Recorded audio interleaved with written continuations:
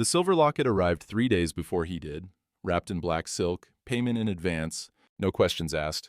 Cole Brennan sat in a Denver hotel room that smelled like old cigars and rain, counting bills on the bed. $500, clean notes, no blood on them yet. The letter sat beside the money, precise handwriting on expensive paper. Catherine Mercer, living under assumed name, Arizona Territory, 3 miles west of Dos Cruces Crossroads. Return the locket to her body, proof of completion. The locket itself lay on the dresser, tarnished silver, woman's initials he didn't bother reading. He picked it up once, felt the weight, set it back down. 20 years doing this, never missed, never asked. He loaded his revolver with the same attention he'd give to saddling a horse. 6 rounds. Checked the cylinder, smooth spin, solid click, tucked it in his belt, packed the locket in his saddlebag without opening it. Whatever was inside wasn't his business. Contract said deliver it to a corpse. That's what he'd do. Don't open it, don't ask, get paid. He closed the bag. The buckle snapped shut with a sound like a door locking. Outside, thunder rolled across the Rockies, and Cole Brennan finished his whiskey in the dark. She was drawing water from the well when he rode up, didn't run, didn't scream, just watched him come, like she'd been expecting death for a long time. The heat hit Cole the moment he crossed into Arizona Territory. August sun turning the air to hammered brass, sky bleached white, saguaro standing like sentries for the dead. 3 days in the saddle. Dos Cruces was nothing. Trading post, cantina, mission church with one cracked bell. He didn't stop. Rode west past it, counting landmarks from the letter. Red Mesa, Dry Arroyo, Lone Cottonwood. Her place sat small against the desert. Adobe walls, the color of old bone. Tin roof. Vegetable garden, somehow green, despite the drought. Wooden well with a bucket on a rope. And her. She stood at the well, both hands on the crank, dressed plain, faded cotton the color of sand, men's work boots, hair pulled back severe. Mid-30s, he figured. Sun-dark skin, hands that knew labor. She saw him coming from a quarter mile out, didn't move, didn't call for help, just kept cranking up the bucket, slow and steady. Like a man on horseback was the most natural thing in the world. Cole reined up 20 feet out. Dust settled, his horse blew hard from the heat. She tilted her head, studying him the way you'd study weather coming over the mountains. Something you couldn't stop, just had to prepare for. You must be thirsty, she said, voice clear, educated. Eastern accent buried under 5 years of frontier vowels. There's shade inside. He dismounted, didn't speak. She'd know soon enough who he was. She filled a tin cup from the bucket, held it out. Their eyes met. Hers were steady, dark brown, no fear in them. Just something like recognition. I don't get many visitors, she said quietly, especially not the kind who ride alone and wear their guns like that. Cole took the cup. Water was cool, clean, tasted like mercy he didn't deserve. Name's Brennan, he said. I know. Inside, the house was sparse as a monk's cell. Dirt floor swept clean. 1 table, 2 chairs, narrow bed in the corner, shelf with books, children's primers, a Bible, something by Dickens, wildflowers in a jar, half dead from the heat. No photographs, no personal effects. A woman, living like she expected to leave any minute. She set out cornbread, wrapped in cloth, poured him more water, moved with quiet efficiency, no wasted motion. Schoolteacher hands. He could see it now. Her in front of a classroom, children leaning forward to catch every word. Didn't match the contract. Murderous, dangerous, fled justice. I understand why you're here, Mr. Brennan, she said, sitting across from him. Folded her hands on the table like she was about to pray. I could see it in the way you didn't look at me when you took the water. He set the cup down. That's so. I've been expecting someone, though I thought it would be sooner. 5 years is a long time to wait. You run? I started over. There's a difference. Silence filled the room like water rising. Somewhere outside, a crow called. The sound felt like judgment. Cole studied her. No weapon visible. No locked doors. No dog to bark warning. She'd known he was coming and hadn't run, hadn't armed herself, hadn't even locked the damn door. You gonna beg? He asked. Would it matter? No. Then I won't waste your time or mine. She stood, moved to the stove, poured herself water with hands that didn't shake, drank slow, turned back to face him. Will it be quick? She asked. Always is. Thank you. And she said it like he'd offered to carry firewood, calm, dignified. May I ask one thing? He waited. Let me see one more sunrise. I've loved them here. The way the light hits the mesa. I'd like to remember it. Cole had killed 40 men, maybe more, never once delayed. Get in, finish it, get out, clean and fast, no exceptions. But he heard himself saying, sunrise. Then we're done. Something shifted in her face, not hope exactly, more like gratitude for small mercy. She nodded. There's a barn. You can stable your horse. I'll make supper if you're hungry. Ain't necessary. No, but I'm going to anyway. He led his horse to the barn. Weathered wood, good roof, clean straw. Professional work. As he unsaddled, he noticed things. Children's handwriting practice sheets pinned to the wall, drying in what little breeze came through the slats. Letters careful and crooked. A is for apple. B is for bird. A small garden plot behind the barn. Tomatoes, peppers, herbs. Someone had rigged a drip system from the well. Ingenious. Painstaking. A dog's grave marked with stones and a wooden cross. Name carved rough. Samuel. Good boy. This wasn't a murderess's hideout. This was a life. Small and careful and built from nothing. Cole checked the cylinder on his revolver. Spun it once. 6 rounds. Hands steady. But his mind wouldn't settle. Inside, through the window, he could see her moving around the small kitchen, lighting a lamp, slicing bread, humming something low and sad. The contract letter sat in his saddlebag. He pulled it out, read it again by the last of the daylight. Catherine Mercer. Murdered my son in cold blood. Fled before trial. Justice demands resolution. He looked back at the house, at the books, the wildflowers, the handwriting practice. This ain't right. The thought came unbidden, unwanted. He shoved it down. 20 years he'd survived by not thinking, not questioning. A job was a job. Guilt belonged to judges and juries, not to him. But when she called him in for supper, beans and cornbread and weak coffee, and sat across from him in lamplight with her hands folded and her face calm as Sunday morning, he couldn't shake it. She wasn't afraid to die, and that scared him more than any gun ever had. You got family? He asked, surprising himself. She looked up. Once. Where are they now? Safe. She said it like a benediction. Far from here. Safe. He didn't ask more. Didn't want to know. But the word echoed in his head as he finished his meal in silence. Safe. Like that's all that mattered to her. Like she'd already made her peace. After supper, she showed him a place to sleep in the barn. Clean blanket, water bucket. Stood in the doorway for a moment, silhouetted against the last purple light. Good night, Mr. Brennan. Ma'am? She turned to go, then paused. Thank you. For the morning. He didn't answer. Didn't know what to say to a woman thanking him for the privilege of watching one last sunrise before he put a bullet in her. When she was gone, he lay on the blanket and stared at the barn roof. Checked his gun again. Still loaded, still ready. But for the first time in 20 years, Cole Brennan's hands weren't quite steady, and he didn't know why. She made breakfast before dawn. Eggs, fried bread, coffee strong enough to strip paint.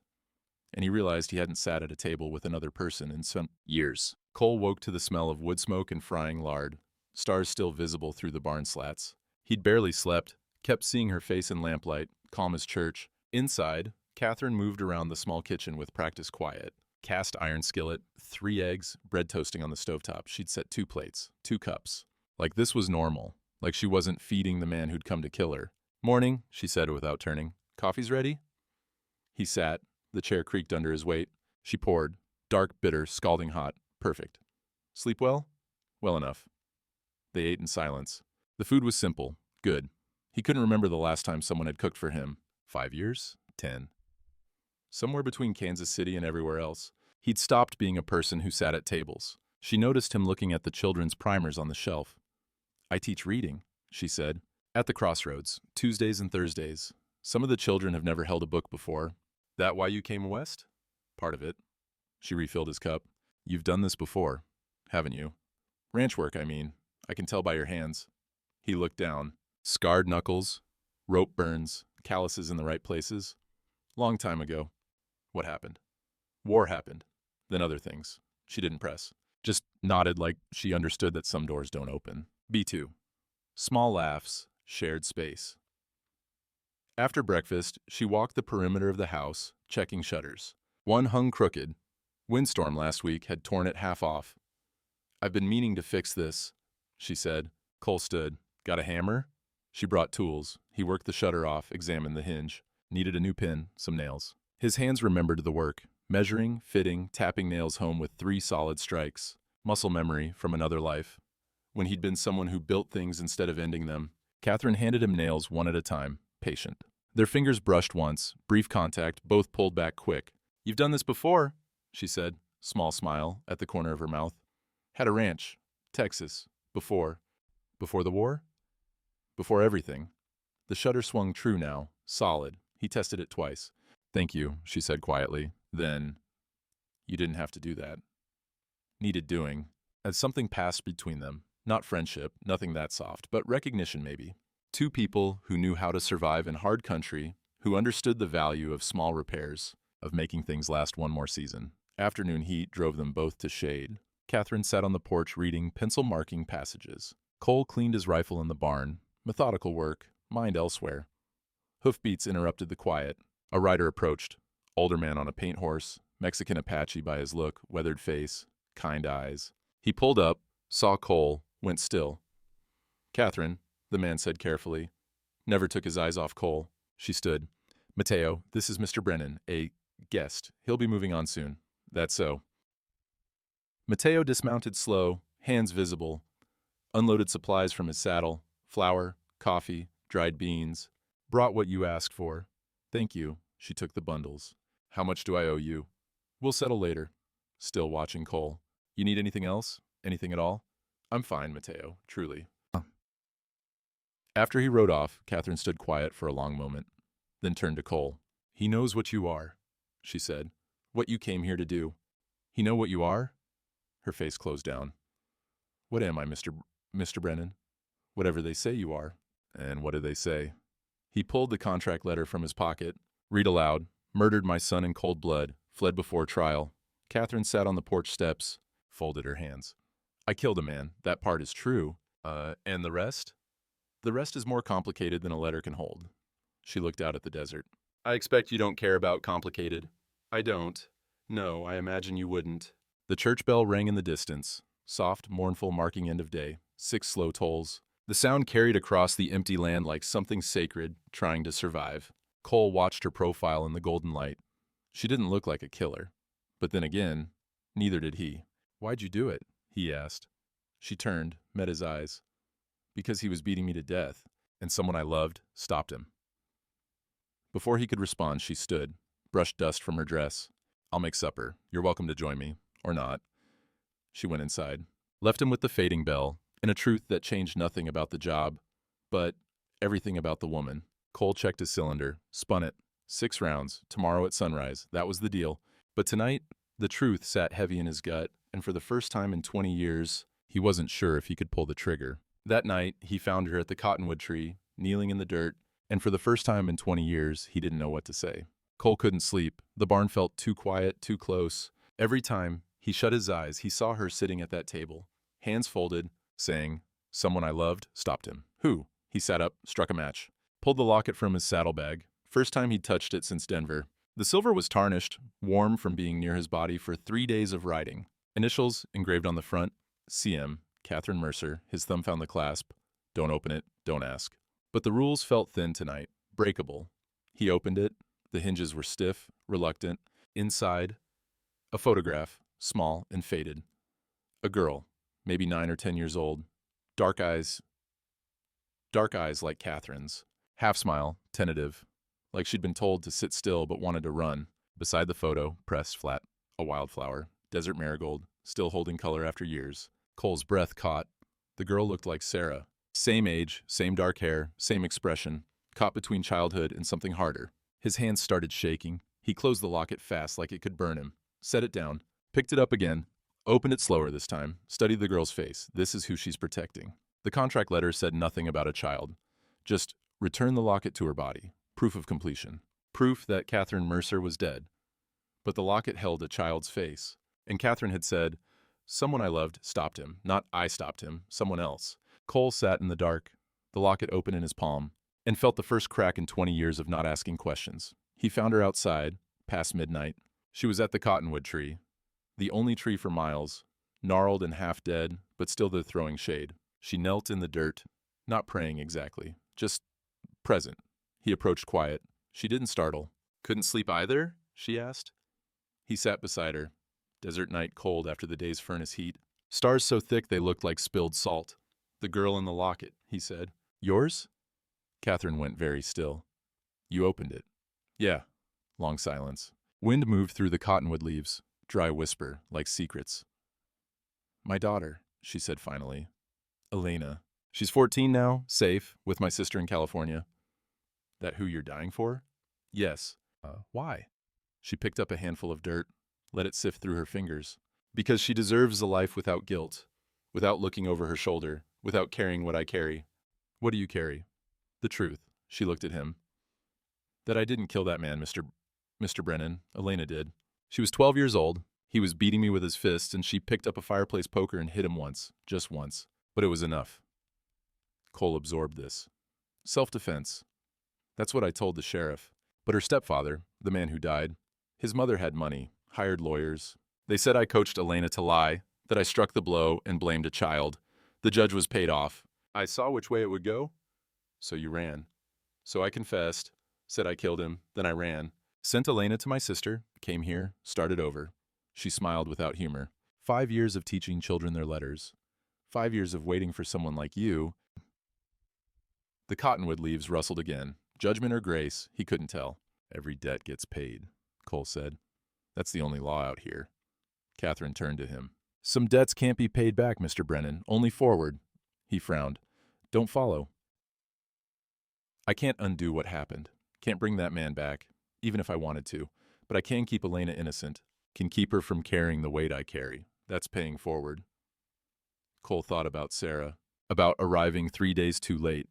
About 20 years of killing to avoid remembering. Had a daughter once, he heard himself say. Sarah. 8 years old when she died. Fever took her while I was away working. I'm sorry. Those words again. Simple. Clean. No one had said them to him in 15 years. My wife sent word, he continued. Telegram said come home, but I was in the middle of a job. Figured I'd finish up, be back in 2 days. He laughed, bitter. Got home 3 days after they buried her. Wife looked at me and said, You chose blood money over her bedside. Don't come back. Never saw her again. Catherine's hand moved near his. Didn't touch, but close enough to feel the warmth. That why you do this? She asked. Kill for money. Keep moving. Don't gotta think. Long as the job's in front of me, I don't gotta look back. And when you stop moving? He had no answer for that. They sat under the cottonwood for an hour. Didn't talk much.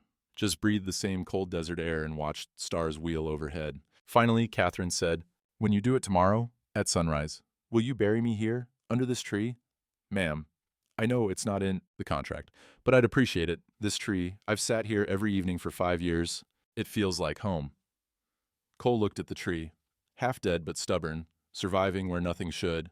I'll make it quick, he said, and I'll bury you proper, under this tree. You got my word. Her eyes filled with tears. First time he'd seen her crack? Thank you. Don't thank me for killing you. I'm thanking you for treating me like a person. Not many would. He stood. Needed distance before he said something stupid. Something that would change the deal. She rose too, brushed dirt from her dress. Good night, Mr. Brennan. Ma'am. She walked back toward the house. He stayed under the cottonwood, locket heavy in his pocket. A promise to bury someone properly. He'd never done that before. Never cared what happened after. But standing there under dying branches and endless stars, Cole Brennan realized he'd just made a promise that meant something, and that terrified him more than any gun ever had. The church bell tolled once, distant, soft, end of one day, beginning of the last, tomorrow at sunrise. He checked his cylinder out of habit, spun it. 6 rounds, but his hands were shaking now, and he couldn't make them stop. The telegram arrived at noon, and with it, the truth that turned mercy into a lie. Cole rode to the crossroads at mid-morning, standard practice. Check in with employers every few days. Let them know the job was moving forward. Keep the money flowing. Dos Cruces hadn't changed. Trading post, cantina, mission church with its cracked bell. Maybe 40 souls total, counting the children. Heat shimmered off the dirt like water you couldn't drink. Mateo stood outside his cantina watching Cole dismount. No greeting, just crossed arms and hard eyes. She's a good woman, Mateo said. Ain't asked your opinion. The children love her. She teaches them for free, buys them books with money she don't have. Cole tied his horse. You got a telegraph line? Mateo jerked his chin toward the trading post. Inside. Don't mean you should use it. The trading post operator was a thin man with spectacles, nervous hands. Cole sent his message. Job delayed. Will complete tomorrow. Brennan. The operator tapped it out, waited. The return click came faster than expected. He handed Cole a slip of paper. Reply for you. Cole read it. Read it again. Felt the world tilt. Be advised. Target's daughter killed my son in cold blood. No provocation. Mother helped her flee. Coached her testimony. Court transcripts prove premeditation. Both guilty of murder. Complete contract immediately. Double payment if finished today. M. Hartwell Cole stared at the words. In cold blood. No provocation. Premeditation. Catherine had said self-defense. Said the man was beating her. Said Elena was 12 and terrified. But Margaret Hartwell said different. Said there were court transcripts. Said it was murder, not survival. One of them was lying. He rode back to Catherine's ranch with the telegram folded in his pocket and rage building in his chest, like a storm. She was in the garden, tending tomatoes. Looked up when she heard hoofbeats. Smiled. Actually smiled, like she was glad to see him. It made the anger worse. He dismounted hard, walked straight to her. You lied? The smile died. What? He pulled out the telegram, shoved it at her. Read it. She took it with soil-stained hands, read, went pale. This isn't... You told me self-defense. Told me he was beating you. He was... Telegram says different. Says there were court transcripts. Says it was cold blood. Says you coached her. Catherine's hands shook. Mr. Brennan, this is from his mother. She's lying. Why would she lie? She's the one paying me. Because she can't accept that her son was a monster. Catherine's voice cracked. She can't accept that he beat me for 2 years. That he broke my ribs. That he... Convenient. Cole cut her off. Real convenient. The rich lady's lying, but you're telling the truth. I am telling the truth. You didn't kill him. You said that part was true, but you didn't strike the blow. I told you, Elena, your daughter killed him, yeah. But was it self-defense, Catherine? Or was it something else? She stepped back like he'd slapped her. How dare you? How dare I? His voice went cold. I sat under that tree with you last night. Listened to you talk about paying debts forward. Felt sorry for you. And all the while you were feeding me some sob story about a scared little girl. It wasn't a story. Then why does the telegram say premeditation? Why does it say coached testimony? Catherine's face hardened. The gentleness he'd seen these 2 days burned away, leaving something fiercer underneath. You want the whole truth, Mr. Brennan? Fine. She walked to the house. He followed, hand near his gun. Inside, she pulled a wooden box from under her bed, opened it, pulled out papers, letters, legal documents, a small diary. Read, she said, throwing them on the table. Cole picked up the diary. Catherine's handwriting, dated 2 years before the killing, March 14th. He broke my nose today. Told the neighbors I fell. They believed him because he's respectable, because he owns the bank. April 2nd. Elena asked why I have bruises. I lied, said I'm clumsy. She's only 10. She shouldn't have to know. July 19th. He threatened to send Elena to an asylum if I leave. Said he has doctors who will sign papers. Said no one will believe me over him. Page after page. Years of abuse. Documented. Hidden. He had money, Catherine said, voice shaking. Had judges in his pocket. I had tried to leave 3 times. Each time he found me, dragged me back. Said if I ran again, he'd make sure Elena disappeared. Cole set down the diary. Picked up the court transcripts. Margaret Hartwell's lawyer, arguing. The girl struck him from behind without warning. No defensive wounds on the mother, clearly coached. Catherine's lawyer, weak defense. History of abuse. Judge's ruling, insufficient evidence. However, given the defendant's confession... Cole looked up. You confessed? To save her. Catherine's eyes filled. The judge was paid off. I saw which way it would go. If I confessed, they'd let Elena go. If I fought, they'd convict us both. So I confessed. Signed papers. Then I ran before they could hang me. She pulled the locket from around her neck. She'd been wearing it this whole time, hidden under her collar. This was hers. She gave it to me the night we ran. Put her picture inside and said, So you remember who you're doing this for? She opened it. Same photograph Cole had seen. But now he noticed the girl's smile was scared. The wildflower was desert marigold, California state flower. I sent her west before they could find her. Changed her name. My sister raises her now. Elena writes me letters, sends them to Mateo. He forwards them. She's in school, learning music. She's safe, Mr. Brennan. And she doesn't know I took the blame. She thinks I'm traveling. That's the mercy I give her. Innocence. Cole stared at the locket, at the photograph. Yesterday, it had meant sacrifice. Noble mother protecting guilty child. Now he didn't know what it meant. Why didn't you tell me this yesterday? He asked. Because you didn't ask. You just accepted what I said. Her voice went quiet. And honestly, Mr. Brennan, would it have mattered? You came here to kill me. My reasons don't change that. She was right. And it made him furious. He grabbed the locket from her hand, stared at Elena's face. Was it self-defense or wasn't it? Yes. Then why does Margaret Hartwell have court transcripts saying otherwise? Because money buys truth in courtrooms. You know that. He did. God help him. He did. Cole shoved the locket in his pocket, checked his gun, hands shaking worse now. I need to think. Mr. Brennan, I said I need to think. And he stormed out, mounted his horse, rode hard toward the desert, toward the mission ruins, toward anywhere that wasn't near her voice asking him to believe. Behind him, Catherine stood in her doorway, watching him go. And for the first time since he'd arrived, she looked afraid, not of dying, but of dying with him believing she'd lied. The church bell didn't ring. The rope had broken that morning. Even grace could fail in the desert. He rode to the crossroads with a loaded gun and an empty heart, looking for answers at the bottom of a bottle he hadn't touched in 2 years. Mateo's cantina was dark and cool. 3 men at a corner table stopped talking when Cole walked in. Word traveled fast in small places. Whiskey, Cole said. Mateo poured, didn't speak. Set the glass down and stepped back. Cole drank it, felt the burn, motioned for another. You leaving or staying? Mateo asked quietly. Don't know yet. She tell you the truth? She told me a truth. Don't know if it's the truth. Mateo refilled the glass. I've known Catherine 3 years. She teaches my grandson to read.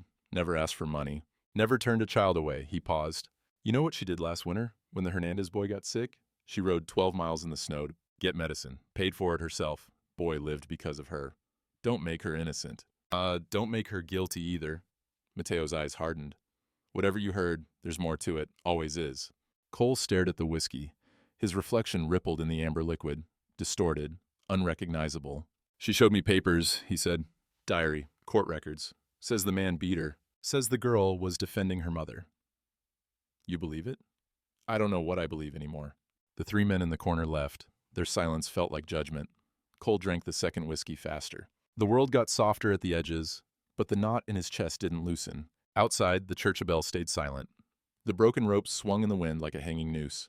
The third whiskey brought Sarah back, not as memory, as presence. 8 years old in a white nightgown, fever-bright eyes, asking, when's Papa coming home? Cole's hands shook. He set down the glass before he dropped it. You okay?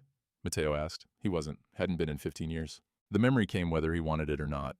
Telegram in his hand. Sarah sick. Come home. Martha. Job half done.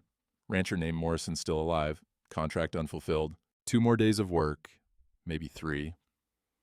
Cole had folded the telegram, put it in his pocket, finished the job, got paid, rode home, arrived to find fresh dirt in the cemetery, white cross with her name, Sarah Brennan, 1869 to 1877, beloved daughter. Martha standing there in black, face carved from stone. You chose blood money over her bedside. Don't ever come back. He'd tried to explain the job, the contract, just 2 more days. She'd turned her back, walked away. Never saw her again. Cole stood abruptly, stumbled outside.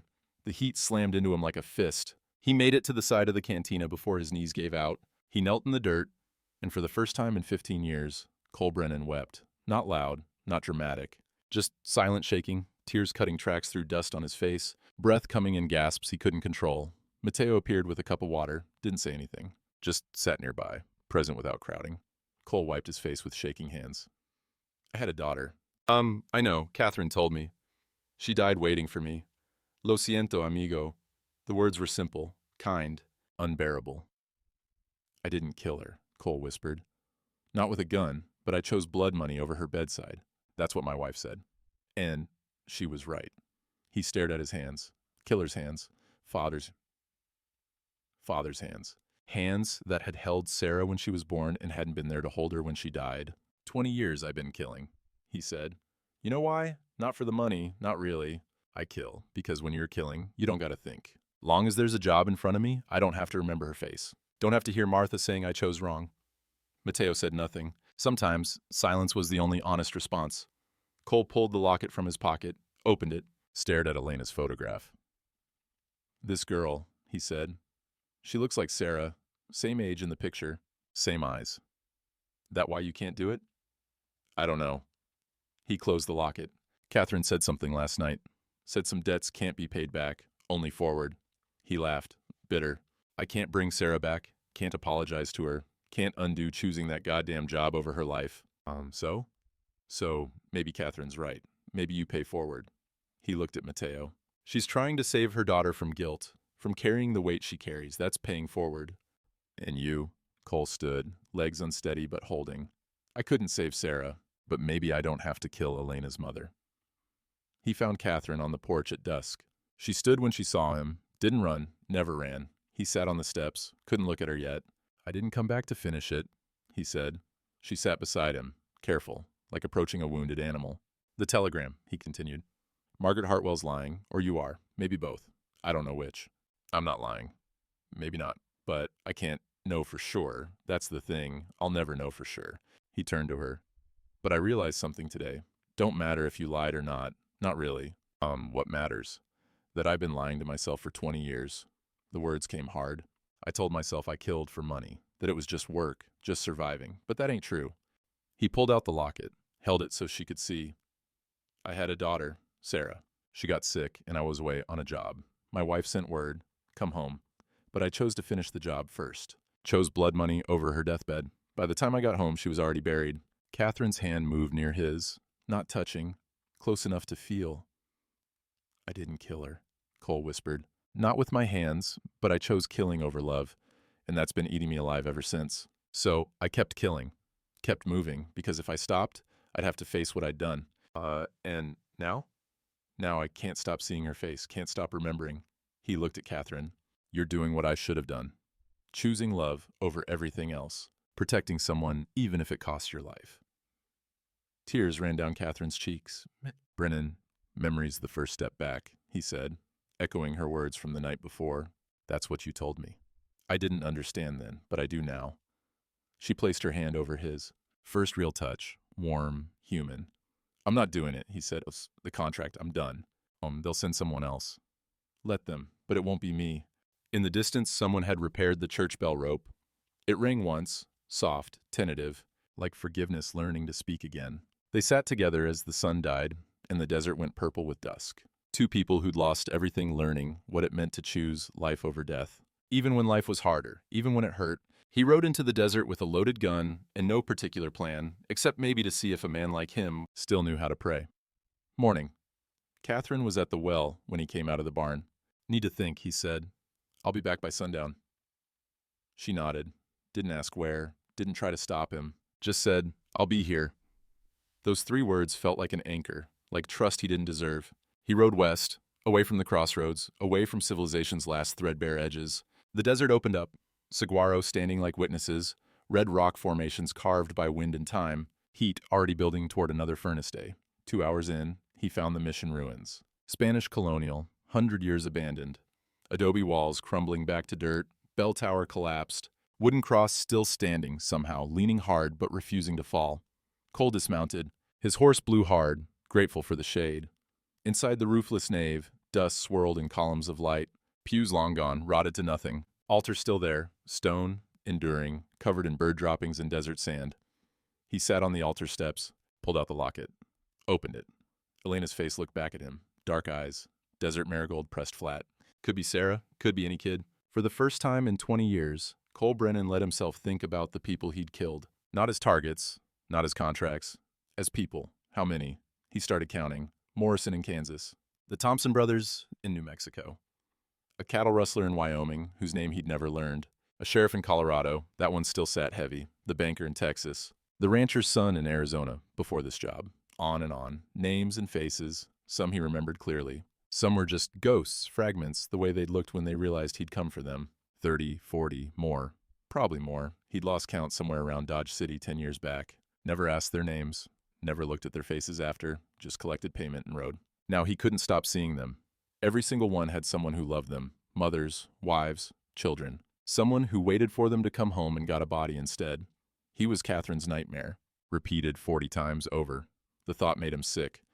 Cole stood, paced the ruined nave. The heat pressed down like judgment. Sweat ran into his eyes, tasted like salt and shame. He pulled out his revolver, checked the cylinder, muscle memory, unconscious. 6 rounds, always 6. Never caught short. The gun felt heavy today, heavier than it ever had. He sat against the altar, gun in his lap, locket in his hand. Catherine's words came back. Some debts can't be paid back. Only forward. He understood now. Really understood. He couldn't bring back the 40 men he'd killed. Couldn't apologize to their widows. Couldn't unkill them. Couldn't unmake the choices that led him here. Couldn't bring back Sarah. Couldn't stand at her bedside 15 years too late and say, I'm sorry. I chose wrong. The past was finished. Done. buried. But the future? The future was Elena. 14 years old in California, learning music, writing letters to a mother who'd taken a murder charge to keep her innocent. The future was Catherine. Teaching children to read for free, riding 12 miles in snow to save the Hernandez boy, building a small, quiet life in the desert, and waiting with dignity for the bullet she thought she deserved. He didn't have to add one more death to the ledger.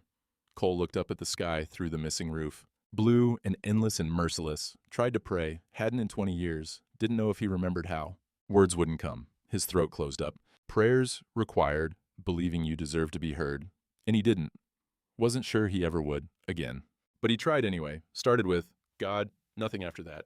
Just silence and heat and the wind through broken walls. He tried again. Sarah. That was easier. Talking to her. Even if she couldn't hear. Even if there was nothing after death but dirt and darkness. Sarah, he whispered. I'm sorry. The words felt small. Insufficient. 20 years too late. I chose wrong. Your mama was right. I chose blood money over you, and I can't— His voice cracked. I can't undo it. Can't make it right. You're gone, and it's my fault. Desert wind answered. Just wind. No forgiveness in it. But maybe— He looked at the locket, at Elena's face. Maybe I don't kill this time. Maybe I let this girl keep her mother. Maybe that's how I pay you back. Not back. Forward. Like Catherine said. He closed the locket, set it down carefully on the altar steps, pulled out his revolver, opened the cylinder. One by one, he removed the bullets. 6 brass rounds, each one a choice he didn't have to make. Set them on the stone beside the locket. Sun glinted off metal, copper and silver, instruments of death made harmless. The killer died in the desert silence, not the man. The man was still breathing, still here, still carried all 40 ghosts on his back. But the part of him that could pull the trigger without asking questions, that part was done. Cole stood, felt lighter, not forgiven, not redeemed, just finished with one version of himself. He picked up the locket, left the bullets on the altar, let them stay there like an offering, like penance, mounted his horse, turned back toward the crossroads, toward Catherine, toward whatever came next. He didn't know what that looked like. A man like him, choosing not to kill, choosing to stand between a woman and the death he'd been paid to deliver. Margaret Hartwell would send someone else. Probably already had, but it wouldn't be him. And if he had to stand in the way, gun empty, hands shaking, ghosts at his back, then that's what he'd do. Because some debts you pay forward. Because a man had to draw a line somewhere, and 20 years late was better than never. Because Sarah deserved to know, even if she was only dust in memory, that her father finally chose right.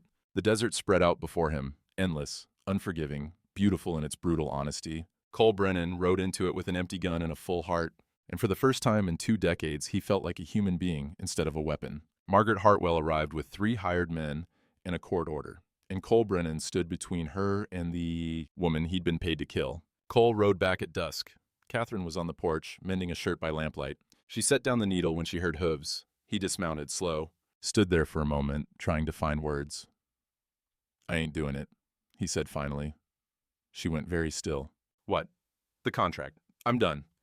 Catherine stood, the shirt falling from her lap. Mr. Brennan, they'll send— Let 'em. He walked to the porch, pulled the locket from his pocket, held it out to her. This is yours. I got no right to it. She took it with shaking hands.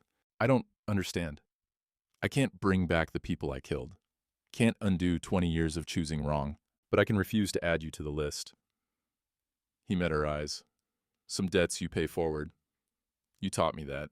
While her eyes filled with tears. They'll kill you for breaking contract. Maybe, but at least I'll die human.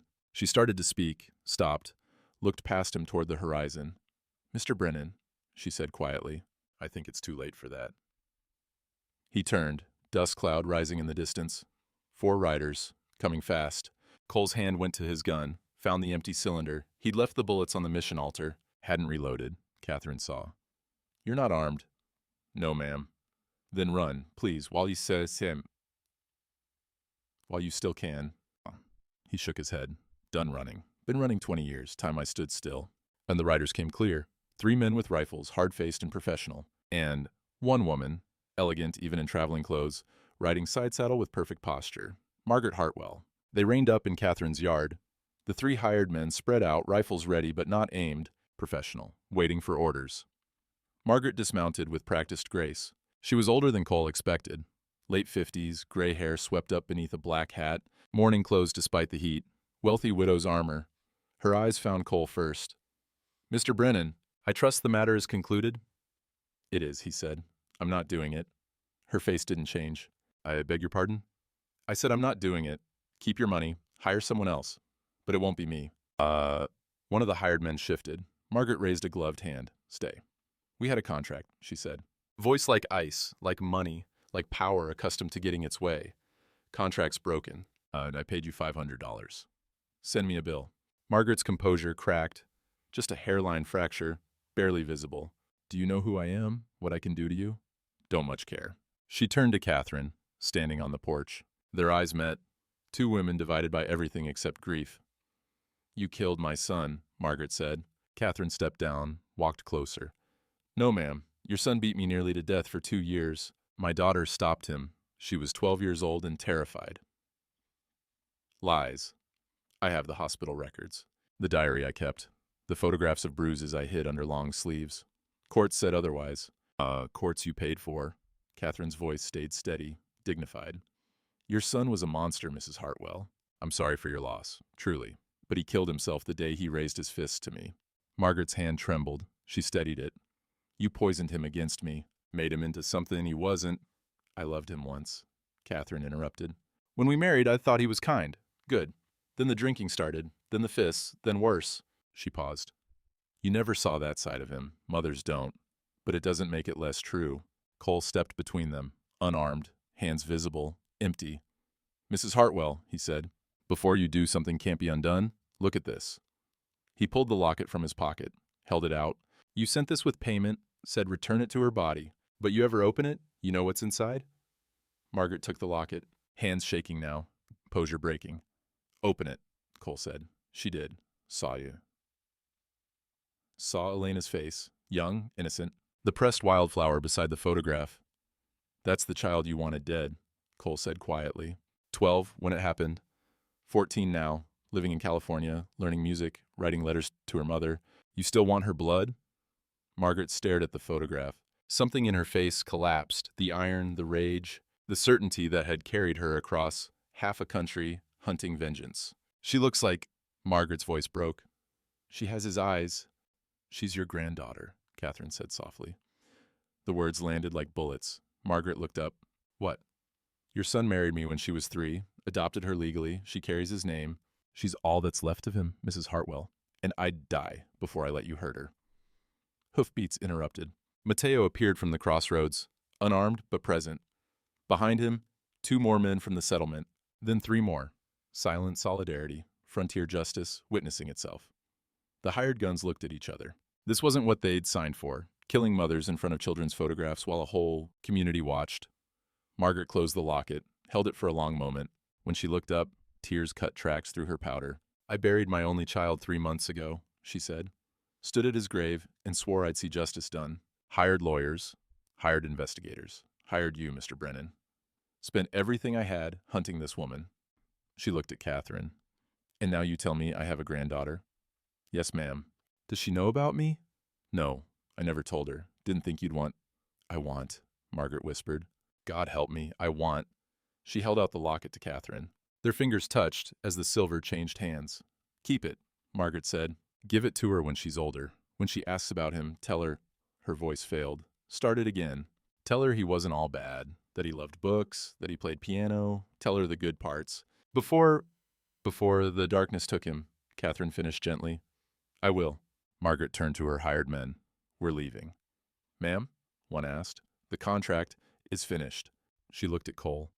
Mr. Brennan is released from service. No retaliation, no pursuit.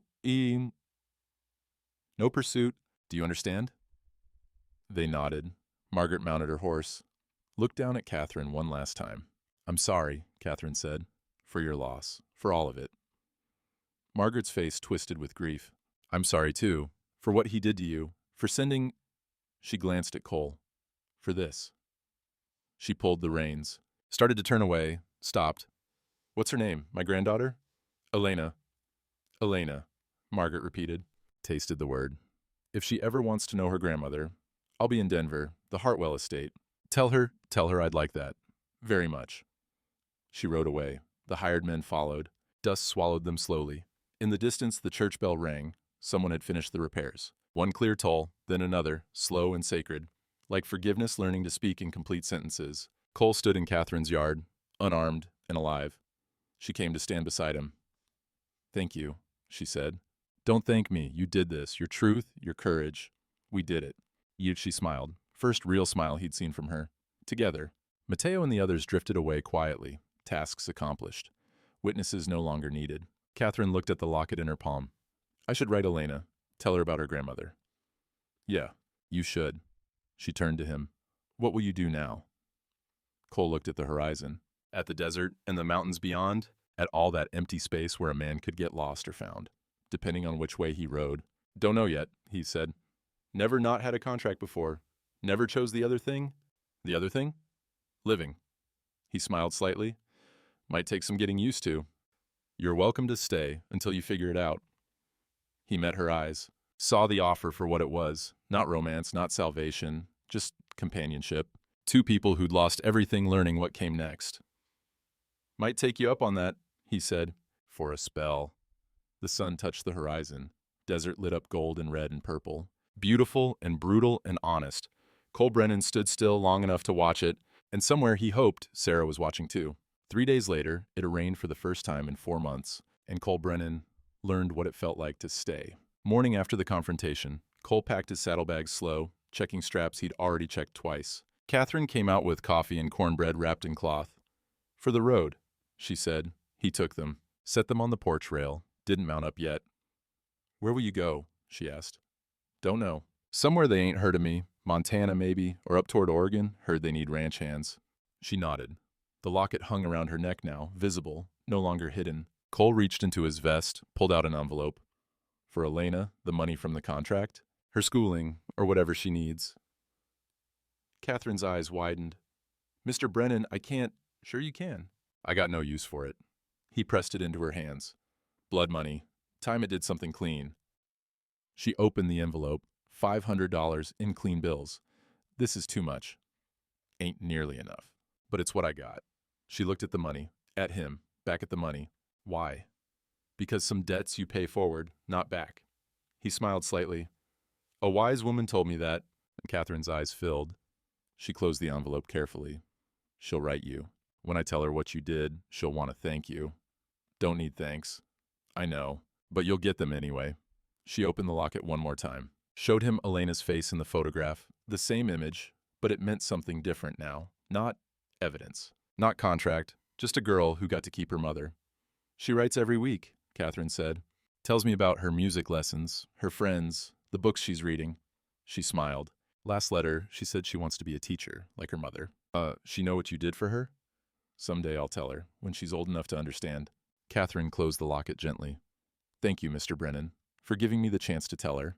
He nodded, picked up the reins, started to mount, stopped, put his boot back on the ground. "What is it?" Catherine asked. Cole looked at the desert, at the mountains, at the long road that had no destination because he had no home to ride toward. "You said I could stay, while I figured things out." "I did. Offer still good?" Her face opened, surprise, then something like hope. "Yes, of course." Just for a spell," he said quickly. "Week or two, till I know where I'm headed." Of course," she said again, softer. He unsaddled his horse, led it to the barn. Catherine followed with the coffee, smiling quietly. 3 days passed, then 4. Cole fixed the broken corral fence, reshingled part of the roof, helped Catherine harvest what little the garden had managed in the drought. They didn't talk much, didn't need to, just worked side by side in the heat, two people learning what it meant to build instead of destroy. On the 5th evening, clouds gathered, real clouds, dark and heavy, smelling like rain. Catherine stood at the cottonwood tree, face turned up, waiting. Cole joined her. They watched the sky together. First drops fell, fat and cold and perfect, hitting dust and turning it to mud, hitting stone and ringing like bells, hitting skin and washing away weeks of grime and years of something heavier. Catherine laughed, actually laughed, joy breaking through like light through clouds. Cole stood still, let the rain wash over him. Behind them, the dry creek bed started to fill, water pooling in the low places, cottonwood leaves shivering, turning their pale undersides up toward the sky. The church bell rang in the distance, clear and whole and unbroken. Cole looked at Catherine. She was crying and smiling at the same time. Sad joy, bitter happiness. Everything beautiful and broken about being human reflected in one face. He thought about Sarah, about Martha, about 40 men whose names he couldn't remember, about Margaret Hartwell bearing her only son, about Elena in California, learning piano, safe and innocent, about the bullets he'd left on a mission altar, about the contract he'd broken, about choosing, finally, to stand still instead of run. He whispered to the rain, to God, to Sarah's memory. Some debts you pay forward, not back. The words felt true, felt clean, felt like something he could build a life on, if he had the courage to try. Catherine touched his arm. You're staying, aren't you? He looked at her, at the ranch, at the small, careful life she'd built from nothing. If you'll have me, he said. I will. The rain fell harder, soaking them, blessing them, turning the desert into something that could grow again. Cole Brennan stood under a half-dead cottonwood tree with a woman he'd been paid to kill, watching water pool in a creek bed that had been dry for months. He had no gun, no contract, no road calling him away, just rain and breath, and the strange, terrifying possibility of peace. Somewhere to the west, a lone rider appeared on the horizon, stayed there, neither approaching nor leaving. Just present, watching, then turned, rode away, disappeared into the storm. The rain fell soft, and for the first time in 20 years, Cole Brennan stood still long enough to let it wash over him.